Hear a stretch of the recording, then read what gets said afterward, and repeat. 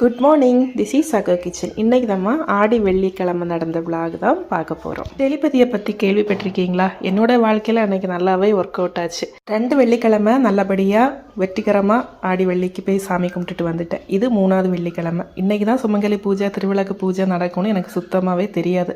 பக்கத்தில் ஒரு அக்கா இருக்காங்க, அவங்க கிட்ட கேட்கலாம் அப்படின்னு சொல்லி ஃபோனை எடுக்கிற, அவங்க கால் பண்ணுறாங்க. இன்றைக்கி சுமங்கலி பூஜை நடக்குது, நீ வாரியா அப்படின்னு. இதை தான் நான் டெலிபதின்னு சொன்னேன்.